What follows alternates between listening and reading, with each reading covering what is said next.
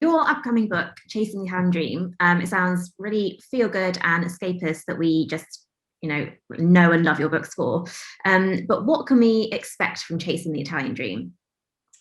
Well, Chasing the Italian Dream is about finding your own identity and your own place in the world, really. I'm always fascinated by one of my favorite series has been Chef's Table on Netflix. And what I love about it is the way that they just talk about who they are, where they came from, their experiences, their passions, and they end up sort of somehow painting pictures on a plate with the meals that they create. And that was kind of the interesting part for me, is how do you find yourself through food? And especially there's a lot of people with different backgrounds and blended backgrounds. And when you move to somewhere else, but you take a little bit of where you came from or your ancestors, and how it all arrives on a plate, really. And that was my starting point for this. So we find ourselves in Nonna's Pizzeria in Italy, just outside of Naples. And Lucia has gone to visit her grandparents, as she does every year for the same 2 weeks. She lives in Wales, her grandparents are in Italy, and she goes back to visit them, and the pizzeria that never changes, and just returning home, tasting her grandmother, her nonna's sauce, pasta sauce with meatballs. It's just this feeling. But when she's in Wales, she's considered Italian. When she's in Italy, she's considered Welsh.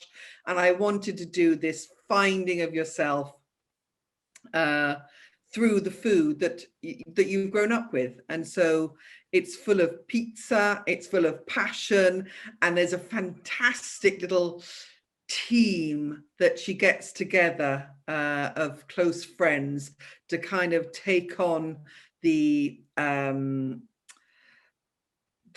pizza makers of Italy, really, without giving too much away. Amazing. I can't wait. I think it's going to be like, it's just summery, especially because we haven't been on holiday for, God, since the year didn't have 2 twos in it. So I think it's going to be great. And it's that, I just wanted to create a courtyard restaurant where we could feel ourselves with the sun on our faces, sort of smell the wood smoke as the fires are lit up before evening service, and there's a pergola over the courtyard with big lemons growing through it. And I just thought, that's what I do. A lot of this on Twitter in the mornings. I say, where should we go and eat today? If we could go out for lunch, where would we all meet? And this pizzeria became one of my favorite sorts of places to suggest we should all have lunch. Yeah. So that's what I wanted, a place that people really want to be, with a bunch of new friends that they've made, Definitely. I think anyone who's read your books will know that you always set your books in beautiful places and rich, evocative descriptions of the place's cuisines in particular. What is it about food in particular that you think captures the essence of a place? I really do have this thing about that if you discover, I think, the food of a place, it sort of takes you by the hand and just leads you into the history of the place, the people of the place, the culture, the community.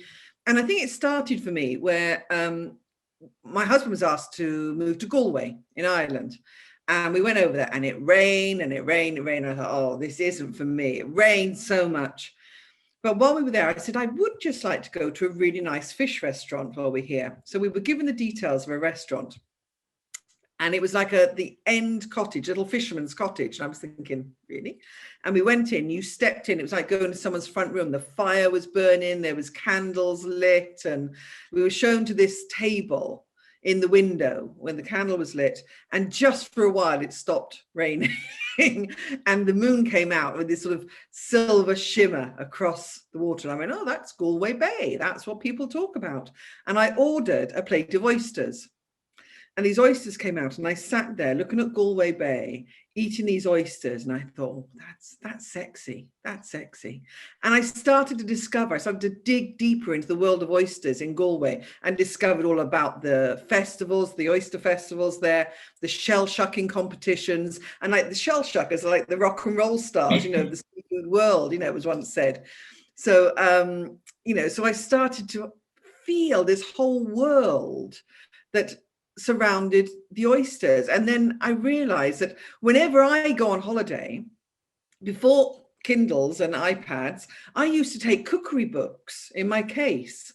And so I would go and discover the market, see what was for sale. And then my biggest joy on holiday was cooking the food of the area.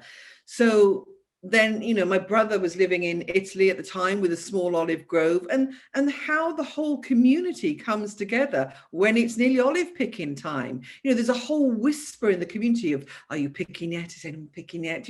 So I think once you discover the food of a place, you really discover the heart of a community. Yeah, I think that's totally right. And I think when you go away, like the ingredients, so even though you can get them here, it's like not the same. Like a tomato in Italy tastes so different to a tomato from Sainsbury's. It just does. Even if it's been imported from the same place, it just doesn't, it's not the same. Well, I mean, I remember eating just a tomato salad. I was in France by the Dordogne. And it was a plate of tomato salad that someone sort of cut with a plastic knife, and it was on a plastic plate, and it had a bit of white onion on it and this olive oil, and it is one of the best things I have ever eaten. The taste of these tomatoes was so incredible. And I also have this thing that at the heart of all my books is the kitchen table. And it doesn't matter where it is. Like when I was in Italy and I was researching the olive oil book, I went to a restaurant with my brother, and the owner joined us afterwards, and he put down the limoncello and we sat down. We were in this cellar on this small farm, really. And he said to me, so what sort of books do you write? And I said, well, romance, about food and family. And he said, for me, and he didn't speak English and I didn't speak much Italian, but we got through. And he said, for me, it's all about, he said, the food that we grow. And he sort of threw out a hand to the olive groves. And he said, to cook, he said, and the forno was going and blazing away. And he said, and put it on the table, and he banged the pine table. And he said, for the ones we love. And he banged his heart. And I went, that's what I write. Yeah. It's all about the food that we put on the table. Definitely. And I was writing the other day about the kitchen table, this kitchen table we've got now. I mean, there's paint marks on it. There's, one of the legs has been chewed by one of the dogs that's no longer with us when it was a puppy. It doesn't close properly because it's been moved so many times.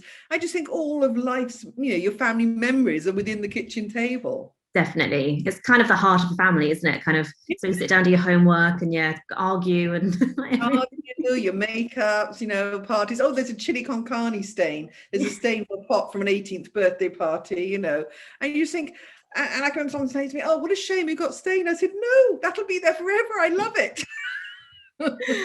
Amazing. Is there a particular cuisine that you've been inspired to try that you wouldn't ordinarily after kind of researching a novel?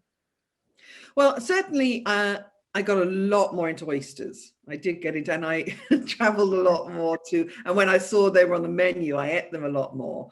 But of course, the interesting one was reindeer meat.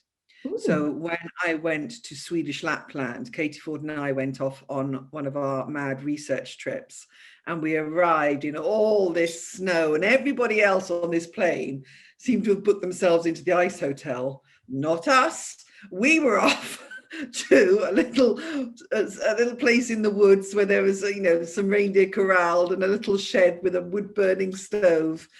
And we went out on safari, photography safari, photographing animals, but we did go out with the Sami people.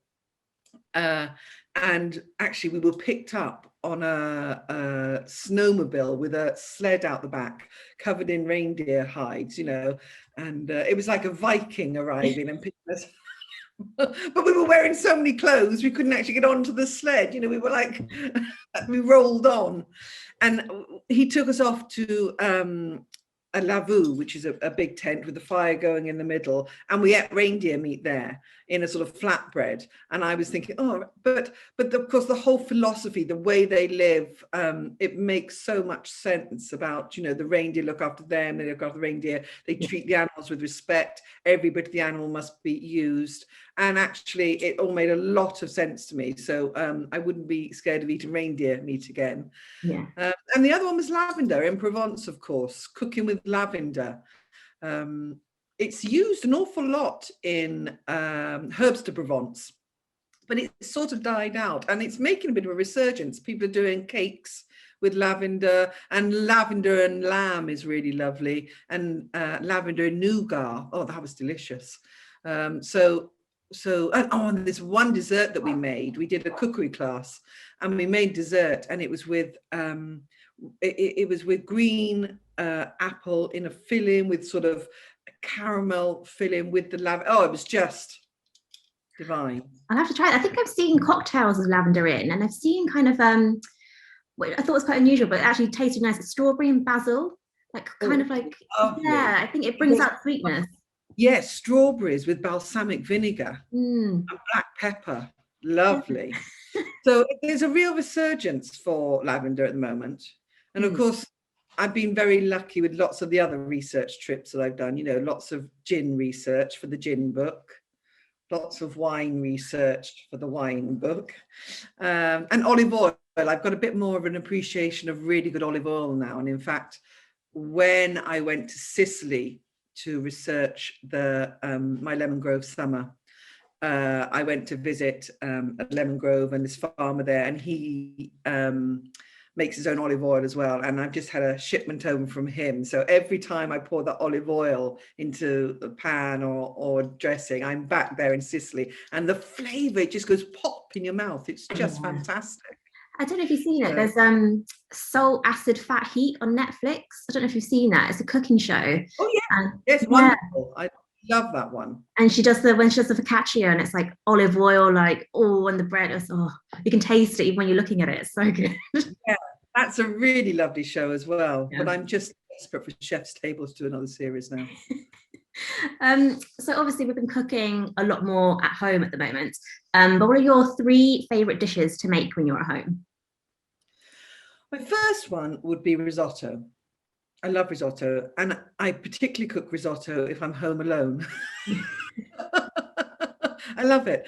There's something about cooking risotto that the whole process is so calming and lovely, just standing there, stirring in the stock, and then, you know, the eating of it is just so comforting and like a great big hug. And it can be with such simple ingredients. It doesn't have to be with anything more than, you know, onion, garlic, stock and some Parmesan cheese or whatever you've got, you know. So I love cooking risotto. I love our pizza nights. We cook pizza as a family. So if we're all getting together, we'll cook pizzas, and then everyone can choose their toppings as well. So, and then you make the dough earlier in the afternoon, and it's not too stressful then just to put them all together and put them in the oven and then lay them out on the table and everyone to dig in. You know, I love that bowl of salad, some garlic bread. And my other one is a roast dinner.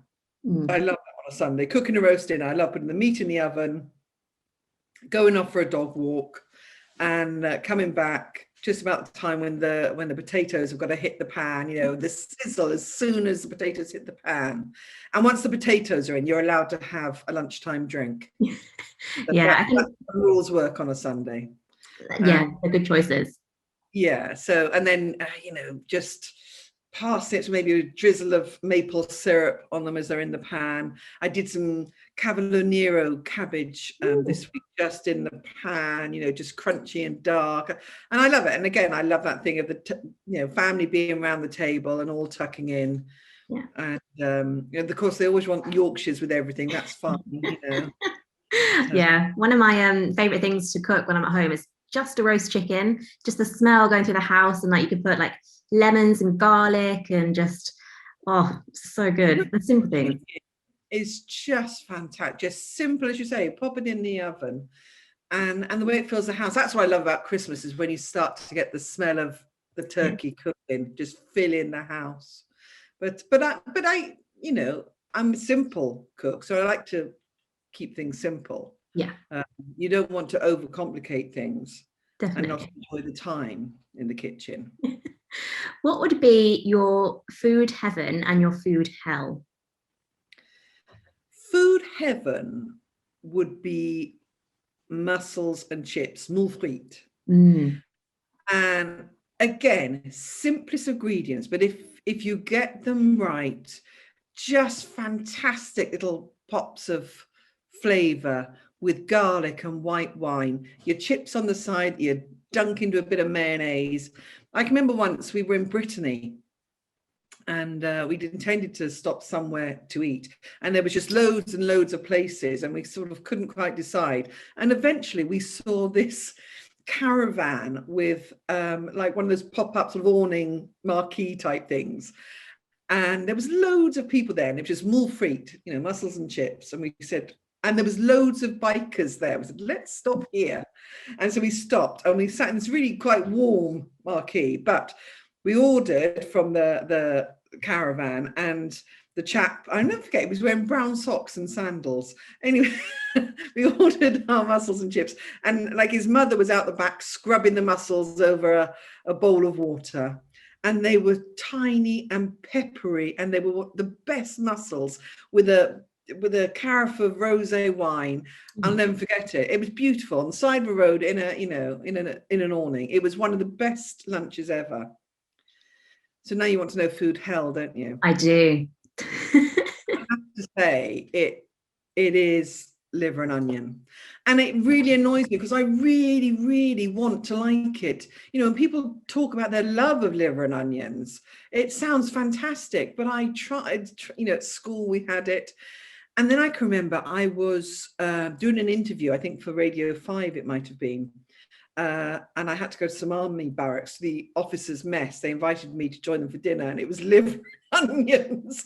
And I thought, well, I can't push it under my mashed potato and leave it here. And so I did eat it. And I can remember leaving and phoning my mum afterwards, going, Mum, I just ate my liver and onions as a grown woman. But the texture of liver, because it's quite fluffy whenever I've had it. It's kind of, it's an odd, I always expected to like think that it's meat, but it's not. It's not a meat texture. No, it's not. It's very different. So that would be my food hell. I think that's understandable. Agree on that one. Is there a particular... That and phones. I don't want too many phones on my plate. You know, when people say it comes with a bit of a foam of this. No, I want a nice pile of simple food. I don't want little veloutés and foams and... They love that on MasterChef, don't they? Foams and gels and oils. Yes. Little pipettes of it. No. Is there a particular new recipe that you've tried in lockdown? Well, I bought a pasta maker. Ooh, me too. How are you on? I roll it too thick. I get like little, I tried to make ravioli and it was like dumplings. So I roll it too thin and then it sort of breaks up a little bit, you know. So we were trying for tagliatelle and kind of then it's sort of so I'm still practicing on that one. Mm-hmm. I am addicted to pasta grannies on the internet, and so I ended up buying the pasta maker. But it's a 2-person job as well, I find. Yeah, you know, that end, how they just make it look so easy. So that's my aim, is to try and perfect pasta. I think I had to like clamp it to one side of the kitchen, and then I was kind of rolling the dough out, and it was going like way past where the counter ended, and it was still too thick. I was like, I can't put it back in again. So I bought a pasta tree. Because then it was just hanging all around the kitchen, and the dogs were kind of looking around, going, "Aye, aye." What would be your top culinary tip that you'd pass on to people? Oh, keep it simple. Keep it simple. You know, like now we're all dreaming about cooking meals for when we get together with friends and family again. The last thing you want to be doing is phones and bits of, you know, you want a tasty food that is simple and you can just put it together, put on the table when people arrive, and you can actually enjoy being with your friends and your loved ones. And I mean, I think there's just so much joy in a simple jacket potato. I mean, brilliantly cooked, a nice potato in the oven with crunchy sea salt and good salted butter. I mean, simple food with the best ingredients, I think is where it's at. So keep it simple. Don't feel you have to, you know, do something fancy. People want good, simple food. And that's why I love cooking pasta when people come round, or a pot of chili. It's always fairly simple. Yeah, I think that's a good good plan. Just like when you just plonk it on the table and it's just like help yourself, get seconds, just go for it. Yeah, I like that idea. I'm so looking forward to all the kind of the meals we're going to have when we can see each other again and all that kind of celebration. I think it's going to be great. It's going to be like Christmas, but all year, hopefully. Yes, yes.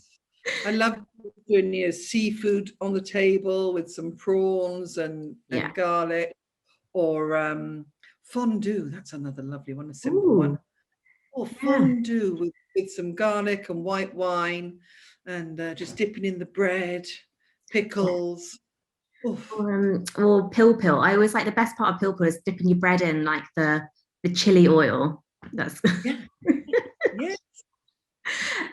So apart from food, kind of cooking and everything, is there something that you read recently that you've absolutely loved? I have. I have read Katie Fforde's new book, A Wedding in the Country. This was a proof copy, but it's out now. This is lovely. It's lovely on lots of levels. Of course, it's got all Katie's hallmark, warmth and friendships and fun and, anticipation of falling in love. But the idea for this book actually came about when we were in France together. And we happened to be on a cookery course at the time. And a lovely chef came to the house we were in. He couldn't speak any English, and so we spent the whole day in French. And we cooked a lovely 3-course meal with him. This is when I was researching the Lavender book. And Katie was talking about time that she did go to a little cookery school in Pimlico when she was younger, and learned the basic skills. And she talked about her French teacher, the woman who taught them and the people she met. I said, this would make an amazing TV series. And she said, this will make an amazing book. And so it's a series of books of these girls from this little cookery school. So this not only takes you, if you don't live in London, it takes you to London, but to a different place and a different time. And it's in the swinging 60s, as London is starting to swing. And so it's another place, another time away from everything that we're going through now. Yeah, I think it's the escapism, isn't it? A kind of like the time when even like not before even COVID, just before like technology and kind of the freedom that you had that you didn't even know that was freedom. That's a lovely one. Excellent. And I love the idea of you and Katie Fforde going on holidays and hanging out. I love on our research trips. Yeah. We did the last one we did, of course, just before lockdown. We went on a river cruise to the German Christmas markets, and I was researching gingerbread there, and that was absolutely. But that was the last trip before we were locked down. So we keep going go when we're allowed. Definitely. What's the one book that you're constantly recommending to people? I can remember getting interested in cooking and just feeling that it was all just a bit too complicated for me. All these different, if you went out and had to buy this list of ingredients and I didn't have all the fancy knives and things. And my brother is actually a chef, and he sent me for Christmas Nigel Slater's Real Cooking. And not only is that a book that I would recommend to anybody to get if they want to, it's about everything that I believe in. It's about keeping it simple. It's about freshness. It's about good flavors. But as I was explaining earlier, when I've been on holiday, that book has been all over with me in my suitcase, and I would take it out, and like his simple roast chicken or his, he just takes simple dishes and tells you how to cook them with maximum flavor and not too much faff. Yeah, I think it's an excellent choice. I think it's the simple things, isn't it? And I think also when you get into cooking in that way, like I've been growing lots of different herbs and things, and I think it also makes you think about where your food's coming from. I think particularly if you're using less ingredients than you would, you're kind of just thinking about is everything ethical? How can I kind of keep it sustainable? Yeah. I buy salt from just down the road here. There's a cove where they collect the sea salt.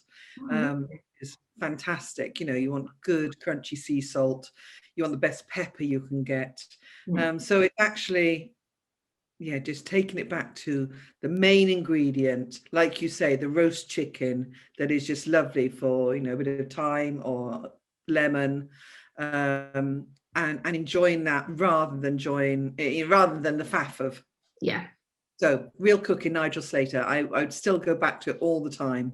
And it's one of those books now that's covered in splatters and the spine's gone a bit, where it keeps coming out. Yeah. And somehow it's like a best friend holding your hand, because I know the recipes, but I still get it out and open the book, Yeah, I've got a cookbook that I think it's got carrot cake or something in, because I remember having to like stand there and like shave carrots and everything. And I think where the books got so wet, the recipes kind of like stuck together and I had to kind of like peel it off every time. It's that episode of Friends, isn't there, where Rachel cooks trifle, or does trifle, and the recipes got stuck together and she ends up putting minced beef in it or something. Definitely. What are you excited about reading in 2021? Well, I think that there are a few books that I'm really looking forward to, but I'm really looking forward to Giovanna Fletcher's new book, her rom-com. I think she won the Jungle last year. It was great to see her here in Wales, and winning the Queen of the Jungle. And so I'm really looking forward to seeing a new book by her, which I think will be at the end of the year. Yeah, she's great. She's so like uplifting and positive and happy, and it's nice to have someone on TV or kind of a role model that's just lovely and just is just a lovely person. And again, I think it's what we're looking for at the moment, which is just, we want happy, we want escapism, we want to be taken away from whatever might be going on daily life. Definitely. Right now, and find a happy place, find some hope. Yeah, definitely.